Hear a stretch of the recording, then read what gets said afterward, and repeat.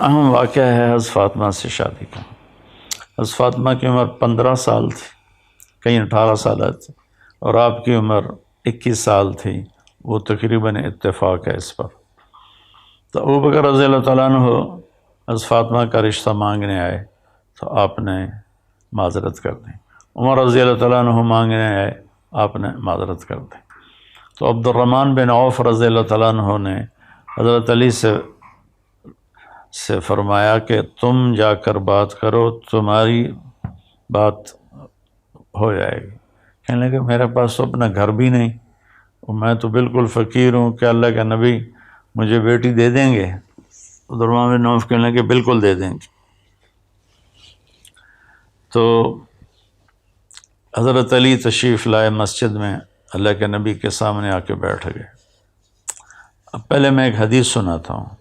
آپ نے فرمایا ما تزوجت وما زوجت الا بوحی من السماء نزل به جبریل، کہ دیکھو لوگو، میں نے جہاں شادی کی، جہاں میں نے اپنی بیٹیوں کی شادی کی، تو آسمان سے جبریل وحی لے کر آئے اور اللہ کا حکم سنایا کہ یہاں اپنی بیٹی کا نکاح کر دو۔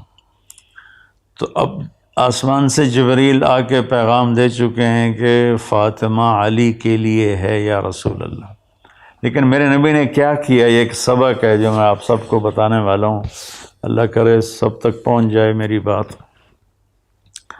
تو آپ نے حضرت علی سے پوچھا کس لیے آئے ہو؟ تو وہ شرم کی وجہ سے بات نہ کر سکے، خاموش ہو گئے۔ تو آپ کو تو اندر کی بات کا علم تھا، تو آپ نے فرمایا کیا فاطمہ کا رشتہ مانگنے آئے ہو؟ کہ جی ہاں۔ کہنے لگے اچھا انشاءاللہ، یہ کہہ کر چلے گئے۔ ہاں نہیں کی، ہاں نہیں کی، انشاءاللہ۔ ہاں کیوں نہیں کی؟ اوپر تو ہاں ہو چکی تھی، جبریل پہلے آ کے خبر دے چکا ہے۔ ہاں کیوں نہیں کی میرے بھائی بہنوں؟ ہمیں سبق سکھانے کے لیے۔ فاطمہ جیسی بیٹی ہو، محمد مصطفیٰ جیسے والد ہوں، علی جیسا داماد بننے والا ہو، خامد فاطمہ کا بننے والا ہو، تو کوئی کہیں گنجائش ہے انکار کی؟ لیکن میرے نبی کی نظر آنے والے زمانوں پر تھی۔ آپ نے اپنی بیٹی فاطمہ کو بلایا کہ میری بیٹی، میں علی سے تیرا نکاح کرنا چاہتا ہوں، تمہیں منظور ہے؟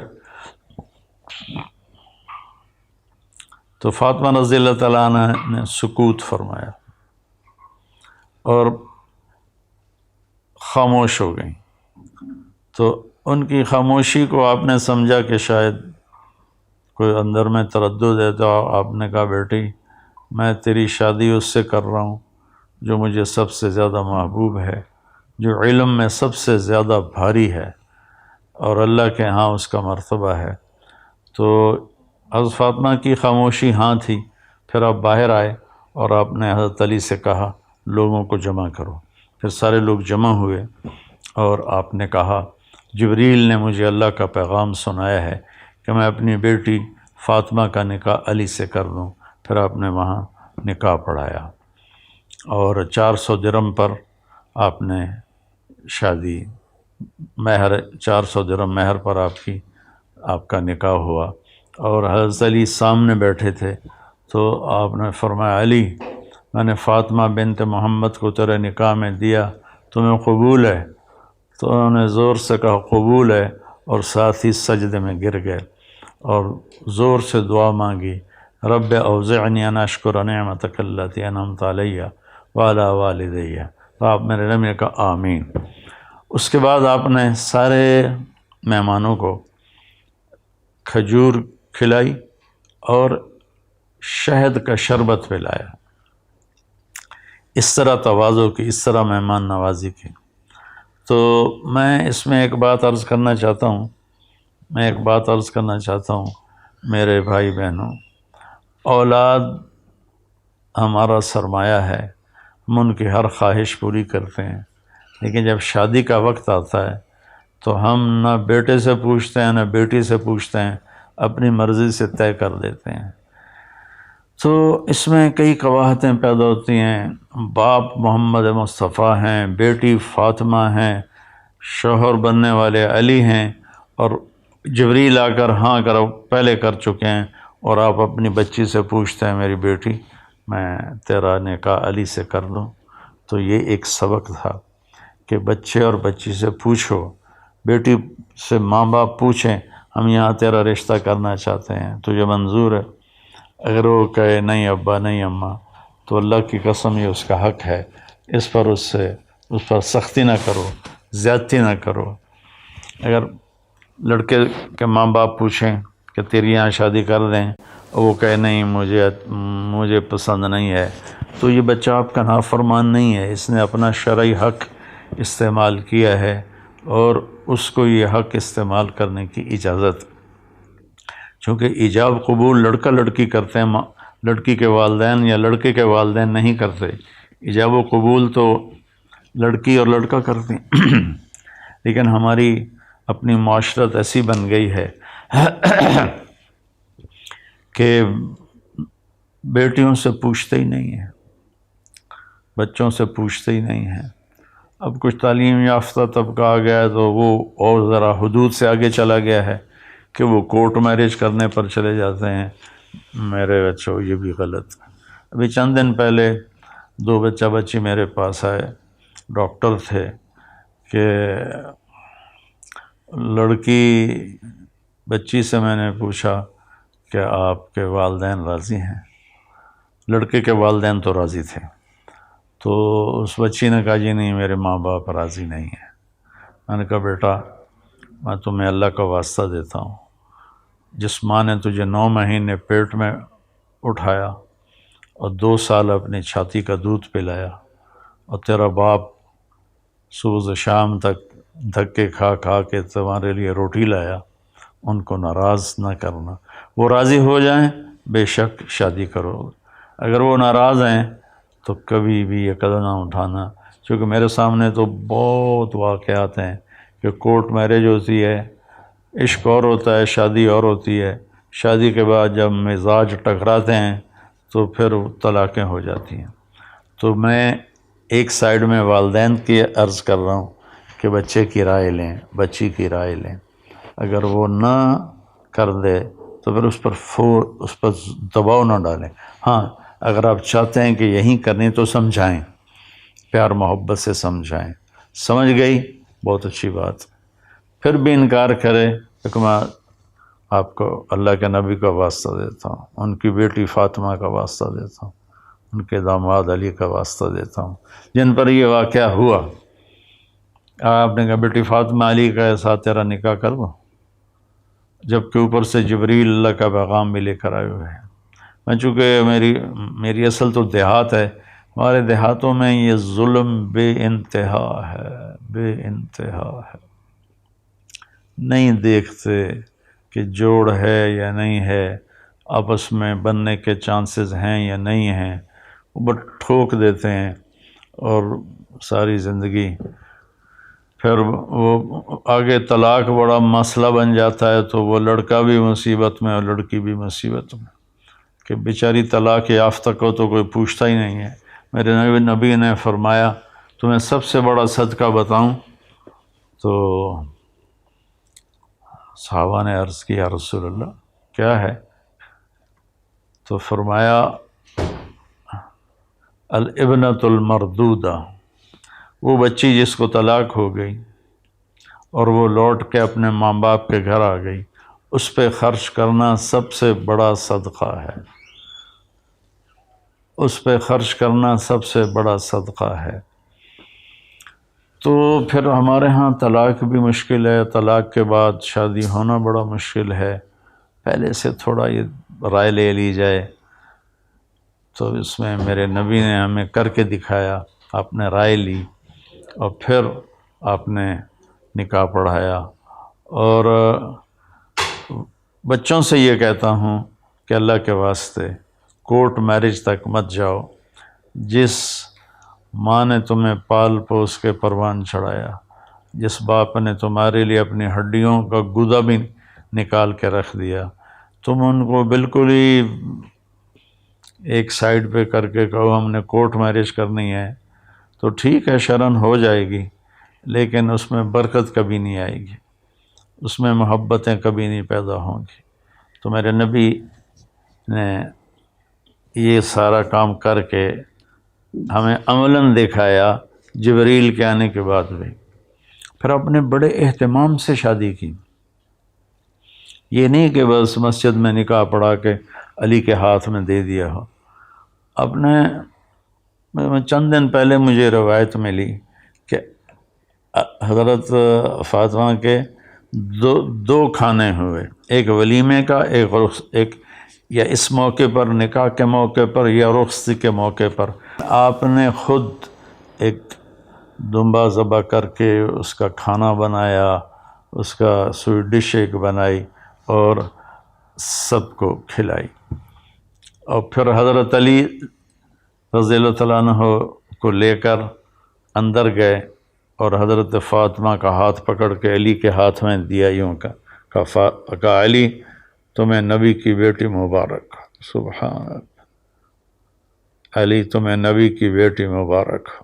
پھر آپ نے فرمایا میری بیٹی، مجھے جو سب سے زیادہ محبوب تھا اور سب سے زیادہ پسند تھا، میں نے اس کے ہاتھ میں تیرا ہاتھ دیا ہے۔ پھر شادی کے بعد آپ نے حضرت علی سے فرمایا ولیمہ کرو، کہ یا رسول اللہ میرے پاس تو کچھ بھی نہیں۔ سعد بن ابی وقاص نے کہا جی میرے پاس ایک چھترا کھڑا ہے، میں وہ ذبح کرتا ہوں۔ وہ چھترا قورمہ بنایا گیا، اس میں چھوارے ڈالے گئے، تازہ روٹی جو کی بنائی گئی، انگور رکھے گئے۔ حضرت انس فرماتے ہیں کہ حضرت فاطمہ جیسا ولیمہ ہم نے مدینے میں کبھی نہیں کھایا، اور سب کو کھلایا، جتنے سب کو اجازت تھی آؤ اور کھاؤ۔ وہ نبی کے ہاتھ کی برکت تھی کہ اس مدینے والے کھا پی کے چلے بھی گئے اور دیگ ویسے ہی بھری پڑی تھی۔ تو اس میں ایک سبق تھا، اس لیے میں نے اس کو تھوڑا تفصیل سے بیان کیا کہ ہماری شادیوں میں بہت آگے پیچھے ہو رہا ہے۔ دیکھو بچوں ہمارا culture girl friend boy friend نہیں ہے۔ اللہ کے واسطے اپنی عزت کو بچاؤ، اس سے بہتر کسی مرد عورت کی کوئی چیز نہیں ہے۔ اللہ کے واسطے اپنی عزت و غیرت کو بچاؤ۔ گرل فرینڈ بوائے فرینڈ یہ کلچر میں یورپ، امریکہ، کینیڈا، آسٹریلیا، ساؤتھ افریقہ کئی دفعہ گیا ہوں اور ساری دنیا 6 بر اعظم پھرا ہوں۔ اس گرل فرینڈ بوائے فرینڈ کے کلچر نے سارے خاندانی سسٹم کو توڑ کے رکھ دیا ہے اور سارا خاندانی نظام تباہ و برباد ہو گیا ہے۔ یہ بھی نہیں کرنا ہے، شادی کرنی ہے، زنا نہیں کرنا ہے، فحاشی نہیں کرنی ہے۔ اور شادی کے بعد بچی اگر یہ کہے کہ میں نے الگ رہنا ہے آپ کے ماں باپ سے، اور ماں باپ صاحب حیثیت ہوں تو ان کے ذمے ہے ان دونوں کو الگ ٹھہرائیں۔ 2 زندگیاں شروع ہونے والی ہیں، جب اس کے اندر ساس آ جاتی ہے، سسر آ جاتا ہے، دیور آ جاتا ہے، بھابھی آ جاتی ہے، نند آ جاتی ہے، تو ایک بڑا عجیب سا ماحول بن جاتا ہے۔ جوائنٹ فیملی سسٹم اچھا ہے اگر اس میں ایک دوسرے سے محبت ہو اور ایک دوسرے کے حقوق کا خیال ہو۔ اگر یہ ایک دوسرے کی غلطیاں پکڑنے کا کام ہو جو کہ ہو رہا ہے تو پھر یہ بڑی مصیبت ہے، یہ جوائنٹ فیملی سسٹم۔ اللہ نے لڑکی کو یہ حق دیا ہے کہ اپنے خامن سے کہے کہ مجھے الگ گھر لے کر دو۔ اگر وہ اس قابل نہیں ہے تو پھر اسی گھر میں کم از کم وہ اس کو ایک کمرہ، ایک ٹوائلٹ اور ایک کچن الگ ضرور دے، ایک پورشن۔ اگر اس کی بھی ہمت نہ ہو تو میں پھر کہا کرتا ہوں کہ پھر اللہ کے واسطے کسی کی بچی کی زندگی برباد نہ کرو کہ اس کے لیے رہنے کے لیے کمرہ ہی نہ ہو۔ تو شادی کے عنوان پر یہ بدعنوانیاں ہم میں ہوتی ہیں۔ اہتمام بھی ہے، اللہ کے نبی نے 2 ولیمے کروائے، تو ایسے شادی کرنا کہ کسی کو پتہ ہی نہ ہو، یہ بھی ٹھیک نہیں۔ ہمارے بعض دیندار لوگ اس میں بہت سختی کرتے ہیں۔ بعض اپنی بیٹیوں کو بٹھا کے گاڑی میں اور جا کے سسرال کے گھر چھوڑ کے آتے ہیں۔ یہ ساری باتیں غیر فطری ہیں۔ اپنی بیٹی کو عزت سے روانہ کرو، یہ اصل اس بچی کا حق ہے. اور اگر کسی کے پاس یہ گنجائش نہیں ہے تو جب تک وہ اس کا انتظام نہ کر لے وہ شادی نہ کرے، ورنہ گھر میں کھچڑی پک جاتی ہے. بہرحال محبت سے گھر چلتے ہیں.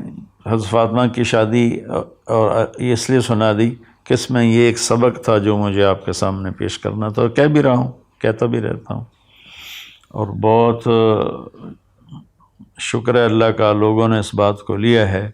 بعضوں نے اس کا الٹ بھی کیا، مجھے گالیوں بھرا خط بھیجا ہے کہ تو بڑا ذمہ دار ہے، مالدار ہے، تیرے تو نوکر چاکر ہیں، ہمارے گھر میں تو ہمیں روٹی دینے والا کوئی نہیں، تو پھر بہو نہیں کرے گی تو اور کون کرے گا. اب یہ علم کی غلطی ہے، اس میں میرا قصور تو کوئی نہیں ہے. میرے نبی نے بھی جب حضرت علی کا الگ گھر بنا پھر فاطمہ کو روانہ کیا.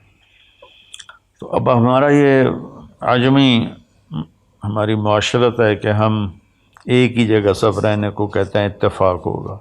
ایک جگہ رہنے سے اتفاق نہیں ہوتا، دلوں کے جڑ جانے سے اتفاق ہوتا ہے، اور زیادہ قریب ہونے سے اتفاق کے ٹوٹنے کا خطرہ ہوتا ہے.